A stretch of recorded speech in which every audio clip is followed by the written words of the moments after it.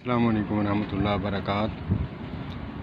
کاروباری حضرات کے لیے ایک ہی بہترین اچھا ٹوٹکا جو خاص کر نئے نویلے دکاندار ہیں یا کاروباری حضرات ہیں، چلتے پھرتے کرتے ہیں، تو ان کے لیے بہت ہی اچھا فارمولہ ہے جو پرانے بزرگوں کی طرف سے ہے۔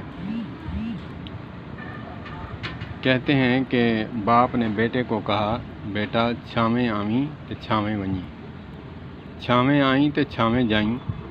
تو اس نے کیا کیا، اس نے سارے اپنے گھر سے لے کر اپنی شاپ تک اس نے شامیانے چھاؤں لگوا دی اور صبح جاتا 2 گھنٹے بیٹھتا پھر چلا آتا۔